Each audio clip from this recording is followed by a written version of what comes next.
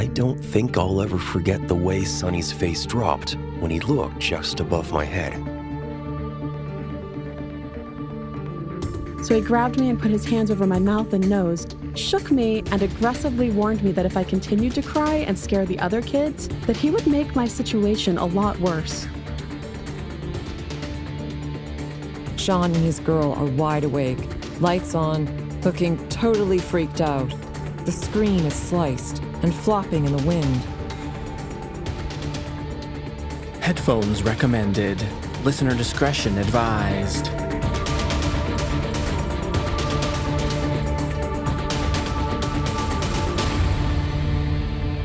Welcome back in, everyone. I'm your host, Chad. You're just moments away from true tales of terror that will leave you breathless. So brace yourself. This is Disturbed.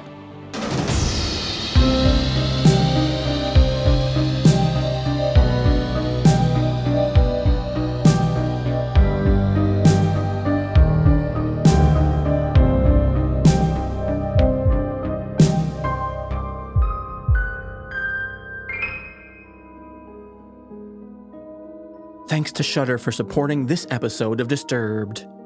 Shudder is the streaming service with the best selection of horror, thriller, and supernatural movies, series, and originals. I'm talking from Hollywood favorites and cult classics to original series and critically acclaimed new genre films. To try Shudder free for 30 days, go to shudder.com and use promo code DISTURBED. Here we are, folks. Midway through February and experiencing sub-zero temperatures. So in that spirit, I've got some truly bone-chilling stories to match. In our first experience, brought to us by Reddit user Enormous Radio, we discovered that maybe that fear of the dentist is for good reason. Performing this experience is Nichole Goodnight.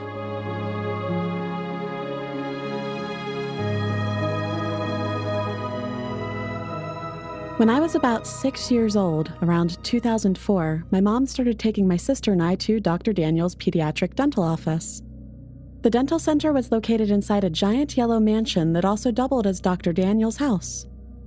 It was honestly gorgeous. When I first started going to the dentist, I was extremely shy and actually suffered from selective mutism and had a lot of autistic-like tendencies. Needless to say, I relied heavily on my mother's comfort and for someone to give me a voice because it was extremely anxiety-inducing for me to talk to strangers, especially men for some reason.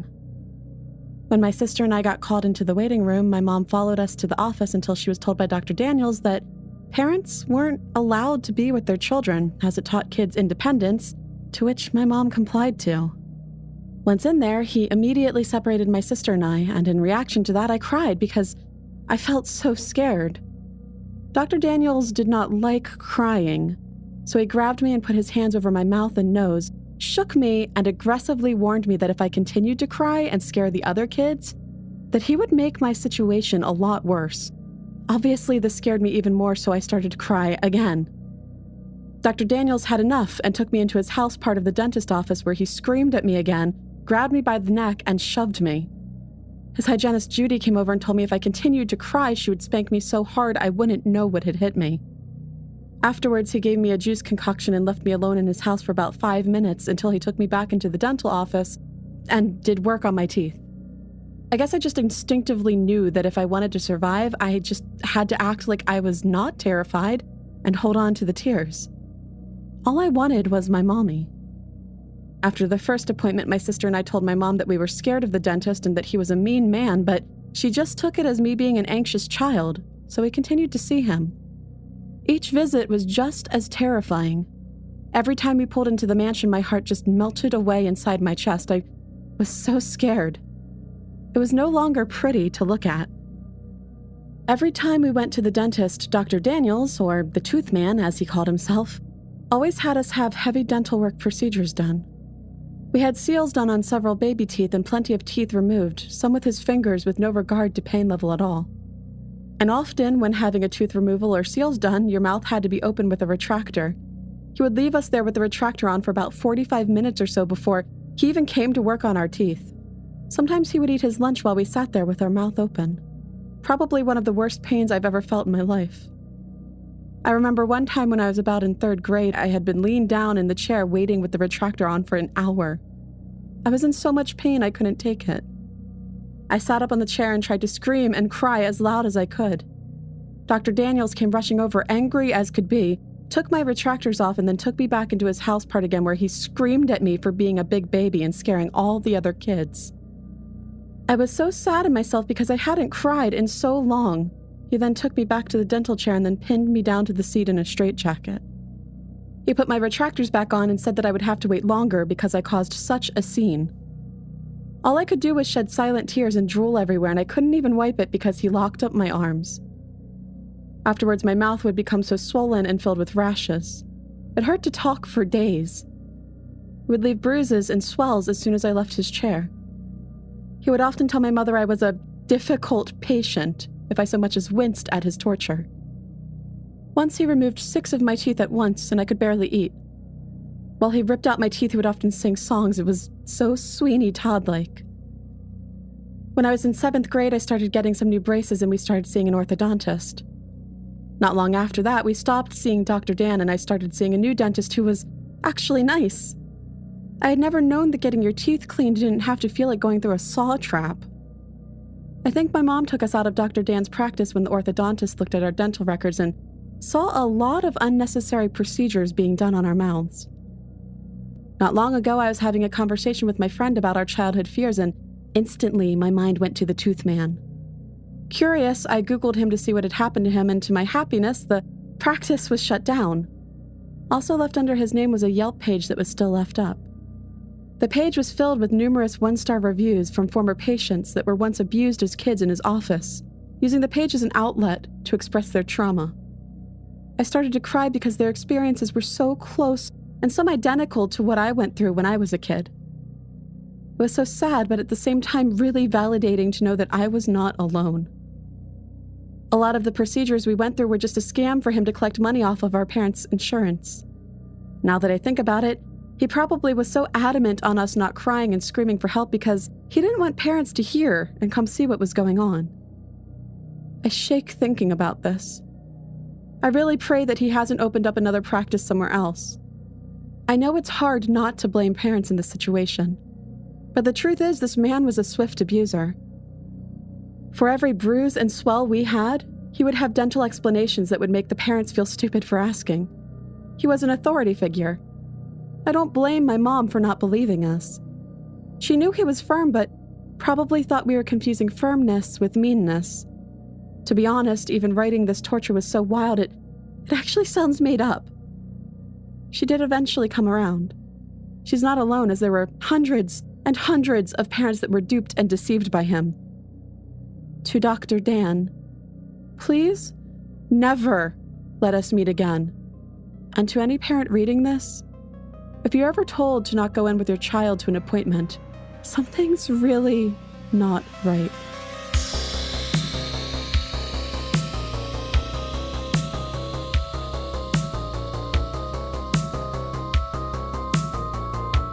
Next up, we learn from Reddit user Frodofrog why you should always look up when letting the dog out.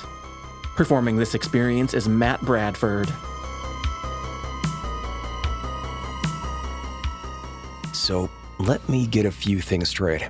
Our little village was the kind of place where everyone knows everyone, and I could count the amount of houses on 2 hands. We were a really quiet and close-knit community, and nothing ever happened there. Proper out in the stick stuff. Now, one night a few years ago, my mom and my stepdad had gone out to this concert and left me in charge of my little brother and the dog. I wasn't very old, about 14, and I felt really proud that my parents trusted me enough to do that. I thought I was a pretty cool big brother, and I thought we'd be doing cool babysitter stuff like staying up late, eating pizza, etc. I'm kind of glad we did, because I don't know what would have happened if we didn't. At about 10:30, the power cut out. I didn't think anything of it because the weather hadn't been great lately, and I figured that had something to do with it. I got some candles out of the cupboard and lit them, and put some of our favorite songs on. As soon as I sat back down, Sonny, my little brother, turned to me and, being the weird little kid that he was, told me very calmly that someone was outside. I was a little perturbed by him. The dog hadn't done anything, so I presumed it was just the neighbors or something. He just shrugged and went back to his drawings. There's a running joke in our house that you don't need a clock with the dog around because he is such a creature of habit that he will consistently get up at exactly the same time every night to tell you that it's time to initiate his nightly go-to-bed protocol. It was about 3/4 of an hour after the power went out when my dog decided that now was the time. I told Sonny to get the dog his biscuit while I let him out for a piss. Now, our kitchen is an extension to the original house, and as such has a flat roof that's low to the ground compared to the rest of the house, and offers easy access to the bathroom window. So as I opened the door so the dog could do his thing, Sonny pushes past me in the doorway and whispers, "I know you're out there, and I'm calling the police." As he turned around, with the biggest, proudest smile you have ever seen on his face, there was a very distinct rustling coming from just above the doorway. I don't think I'll ever forget the way Sonny's face dropped when he looked just above my head. I looked up. The man, sitting on the roof above me, panicked, tried to kick me, and then ran off into next door's garden, and presumably into the cornfield surrounding our village. I was scared shitless, and Sonny was bawling his eyes out. I ushered him inside as quickly as I could and got a knife from the kitchen. We both went to his room, and I told him to try to get some sleep while I waited for our parents to come back. It was an agonizingly long 4 hours before they did. My stepdad immediately went outside to check to see if everything was all right. I heard them talking about how something had smashed the fuse box. Obviously, we called the police, but they didn't come until later that day. They did a search of the immediate premises and found a makeshift bed in a nearby disused barn, along with pictures of silhouettes of us in the shower through the frosted glass. I think it's pretty safe to say the whole experience definitely shook us up. We moved out as soon as we could, but I still shut curtains whenever I can, and I see shadows underneath every door I see. Sonny keeps quiet about it, but I'm not sure if that's just because his brain has cut it out or what. So, yeah, weird kitchen roof stalker. Let's not meet.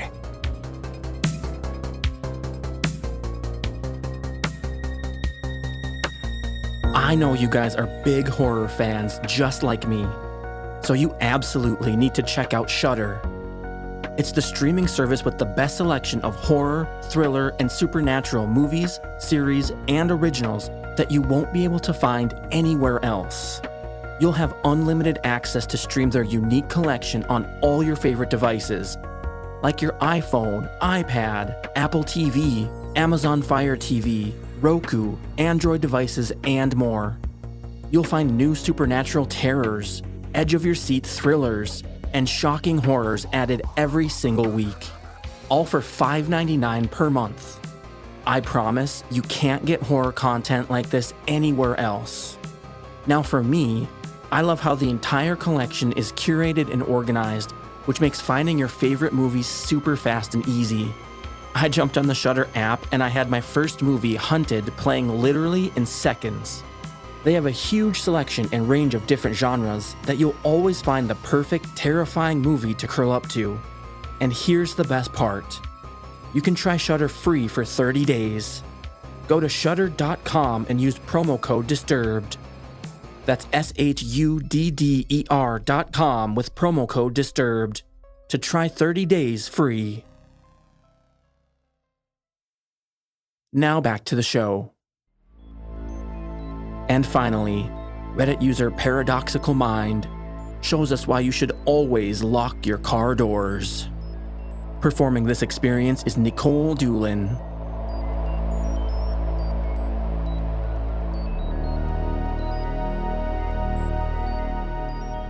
This is a long one, but was so bizarre I think it's worth telling. I wanted to post it because this person recently tried to friend my now husband on Facebook, and it brought back crazy memories and I need to vent it out. I got married right at 18. I was a pretty book-smart kid, but lacked street smarts. By the time I turned 20, my now ex-husband and I had moved into a rental property in a pretty nice suburb outside Chicago.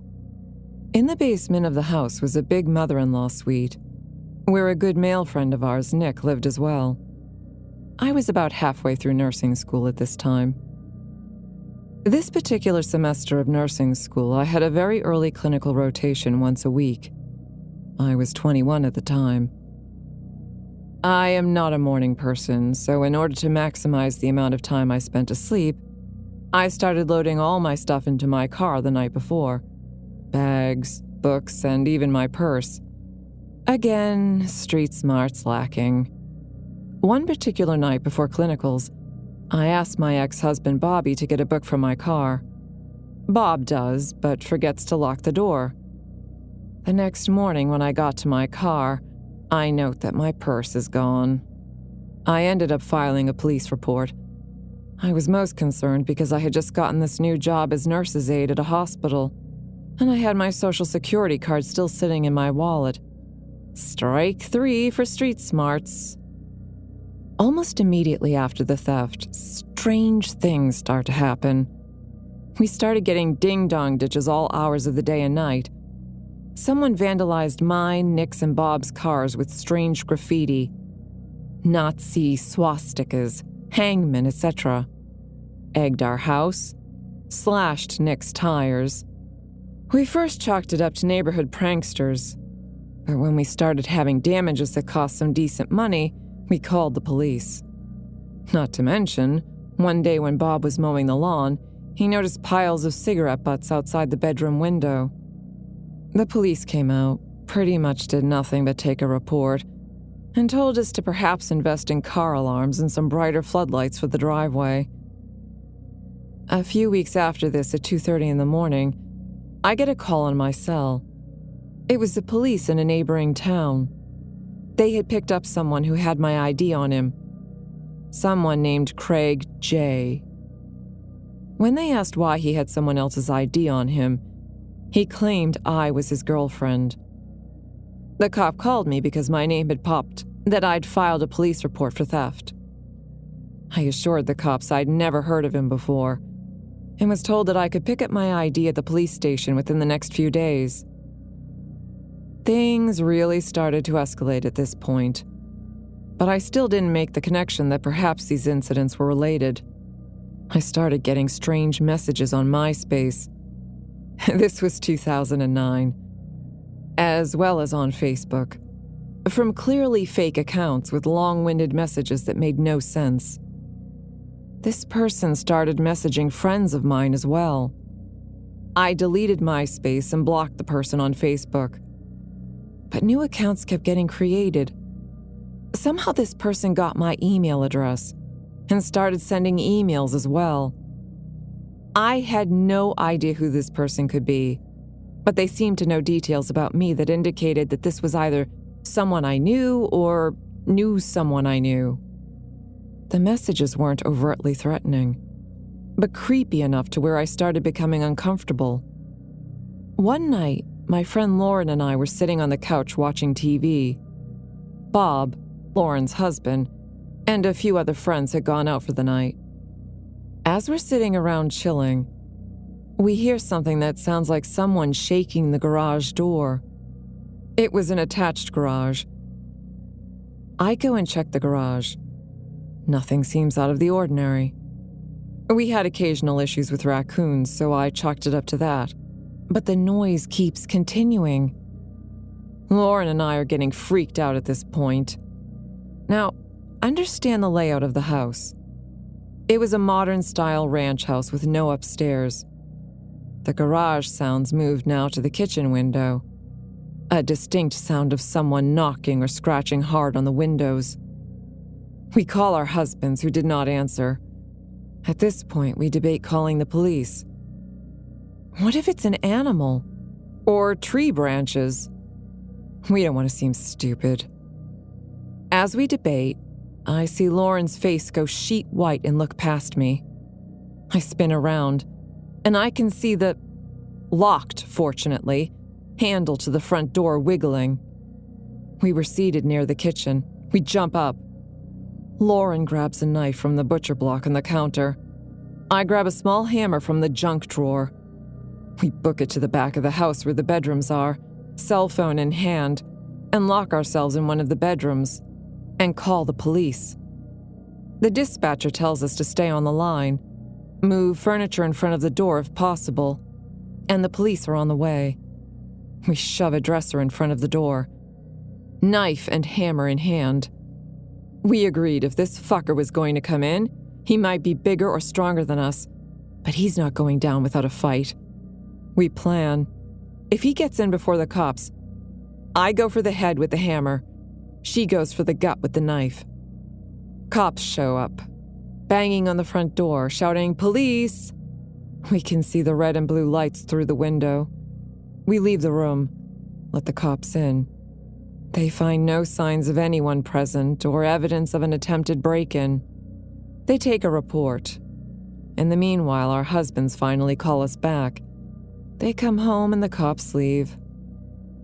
Flash forward a few months. A very close friend of ours, Sean, was renovating his apartment and needed a place to crash along with his girlfriend. Bob and I decided he could stay in the third bedroom in our house. The first night Sean stays with us, we are awakened at 2 a.m. by Sean screaming at someone. Bob and I jump out of bed and rush into the hall and to Sean's room. Sean and his girl are wide awake, lights on, looking totally freaked out. The screen is sliced and flopping in the wind. Sean told us he woke up to someone using what he thought was a knife on the screen and started climbing in through the window. We call the cops. They come out and take a statement. Sean describes the guy as best he could. A white male, young-looking, semi-shaved head with what looked like darker hair. Cops dust for fingerprints. Comes back as a match for Craig J. Turns out, I knew who he was. Vaguely. He was a year younger than me, and we had gone to the same high school. But I couldn't remember having any significant interactions with him. He lived with his parents only a few blocks from my parents' house. I ended up reaching out to high school acquaintances who knew him, and they remembered him as a nice but odd kid, kind of quiet but definitely on the strange side, who had dropped out of school before graduation. Upon realizing that Sean had just moved in, the cop makes a statement that chilled us all. He probably didn't realize anyone was staying in this bedroom and thought the room would be empty. Cops go there, arrest him. He suddenly has quite the story for them. He and I were secret lovers. I was ignoring him. We had a relationship. He also had been allowed into my home many times. I am floored. He gets charged with something like trespassing or breaking and entering, and does light time for it, maybe a month, and has to pay a fine. In the meanwhile, I get a restraining order on him.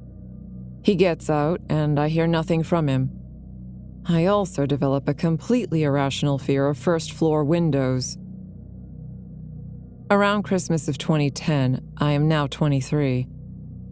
I figure the whole Craig thing is in the past. Bob and I decide to divorce, unrelated to this, and go our separate ways, and Nick has long since moved out. We end the lease. I move to a less desirable suburb, but with affordable rent. I settle on an apartment in a 4-unit building that had a locked entrance, and the only way in was with a key or with someone opening the door from the inside. I lived on the 2nd floor. By this time, I had graduated and was now a nurse, and was working now at a nursing home. Spring or summer 2011, it started up again, with calls coming through to me at work, only to have someone hang up. Letters suddenly appeared in the staff-only mailbox, mailed to me with no return address. The strange emails started up again from random accounts. The messages were never overtly threatening, but they were long, way too frequent, Way too out there. He spoke to me as if we were long-lost friends and had some sort of connection.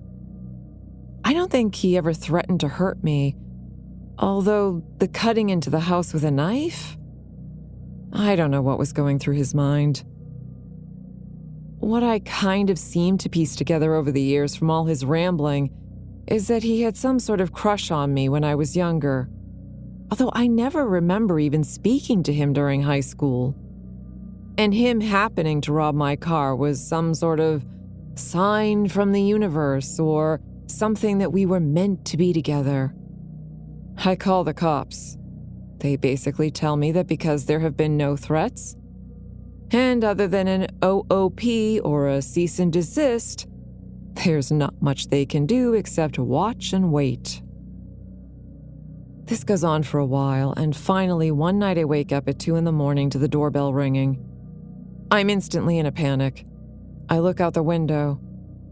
There, illuminated in the floodlight, is Craig. I burst out crying. In my half-awake state, I run across the hall and start banging on my neighbor's door. He was an older divorced guy who lived alone. He goes downstairs, confronts Craig, and tells him the cops have been called. And I actually call the cops. He takes off. I file a report. They claim they will talk to him, but this only makes things worse. Friends I have on Facebook now start getting random messages from Craig, asking about me, telling them he has important information for me. Other times he alternates saying that I owe him money and I have a debt I need to pay off. My friends block him as he goes along. Meanwhile, my younger sister is living in the city with a few friends. He somehow finds out where and drives to her apartment and confronts her while she has people over. She freaks out. They kick him out. She calls the cops, who basically again state that he didn't commit a crime but offer her a restraining order. Right after this, another incident. My younger cousin is a high school senior on the cross-country team. He shows up at my cousin's practice. Cousin has no clue who he is. He starts demanding information on me.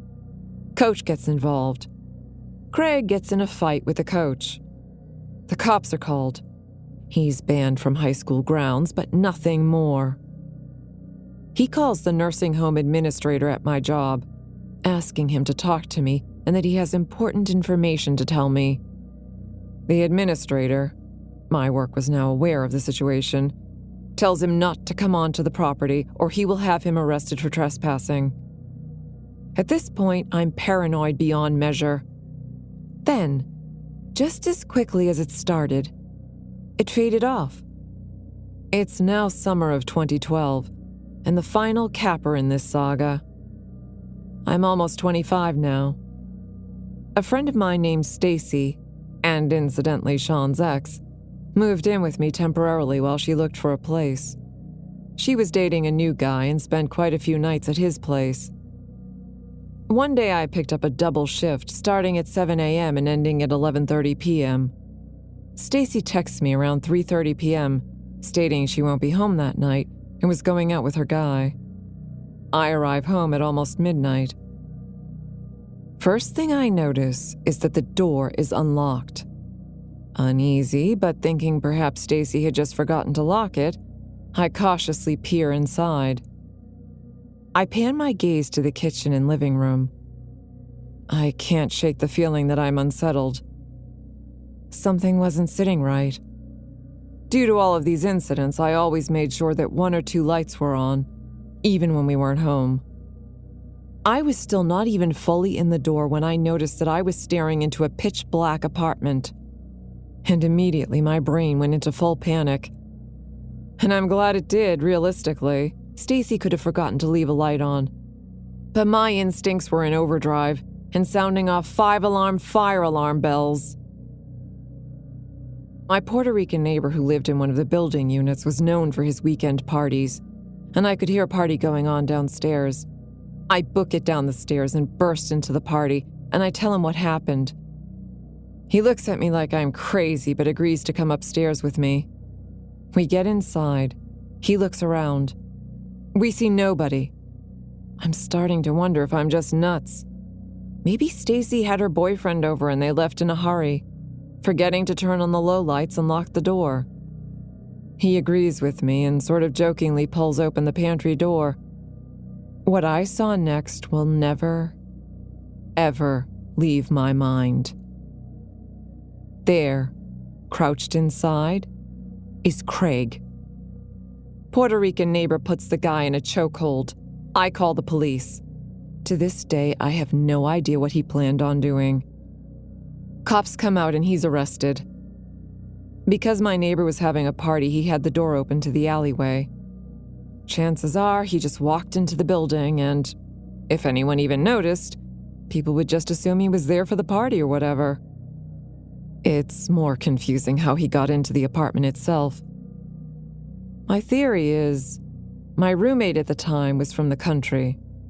While I lived in a suburb, it was the type of suburb right on the edge of a major U.S. city. So we always locked our doors and generally kept everything secured as a rule. She was used to leaving her doors unlocked and wide open, and I think honestly it may have just slipped her mind when she went out the door for the night. I confronted her about it, and she of course denied it. But that's really the only logical way he could have gotten in. I always locked both the knob lock and the deadbolt whenever I left the house. Unless he was a skilled locksmith, I have no idea how he could have gotten in. I didn't stay alone or go anywhere by myself for a long time after that. I feel that I actually developed a paranoia because of all of this, and was highly suspicious of giving my number or any information out to anyone. He ended up being charged and convicted of aggravated stalking, breaking and entering, and some other charges. I did meet his parents in court, who were both shockingly very normal, apologetic people. They tried explaining their son. They claimed he was mentally ill and suffered from bipolar disorder. When he's medicated, he's okay. When he's off his meds, he's nuts. After he served time, I did not hear from him for years, until 2016 when he found me on Facebook. I was much older now, around 29. I replied to him very firmly that any contact would end in the police being called, and that I had no interest in him at all. I blocked him in any way I could. Recently, he found my new husband on Facebook and friended him. He blocked him as well. To this day, I still have a paranoia. I had parked my car near a baseball diamond once, and some kids most likely hit a baseball into my windshield and took off, because I had a perfectly baseball-sized spider crack on the glass. Despite it being completely logical that it most likely was a ball, I instantly reverted to, "Oh God, is he back?" I had no idea what happened to him. I also am now a total psycho about keeping things locked. Twice my life got screwed up because doors weren't locked. My car door, and most likely my apartment door. I have an acquaintance monitor him on Facebook. His page is not private. And from what I have seen, he appears to go through periods where he is pretty inactive, and then episodes where he is rambling, overposting, oversharing, and acting generally deranged. I believe his parents were telling the truth when they stated when he's medicated he is okay. Part of me feels bad for him. I'm older now, and I've been a nurse now for almost 10 years, some of which time was spent in a psych specialty. The mind is a hell of a thing. Looking back, though, those were some of the worst years of my adult life. He put me through a lot of anxiety and caused a lot of issues for me. I slept with my couch pushed against my apartment door for the next 2 years before I moved out of there. I'm now married, but on the nights where I am home alone, I still find myself resisting the urge to stack furniture in front of the doors. One of the other fallouts from this situation, Craig either sold, lost, or gave away my social security card that had been in my purse. Someone tried to file for Medicaid benefits in Arizona using my name and social, as well as obtained a job using my social and failed to pay any taxes, leaving me with a surprise asset freeze by the IRS and a whole financial mess that needed to be untangled before they unfroze my accounts and paid me back the money they started to pull out of my paychecks for the back taxes I had nothing to do with. My credit got extremely messed up for years because of it, and to this day, I have a lock on my Social Security number and monitor my accounts like a hawk. Moral of the story? Never leave your purse in the car. Always lock your doors.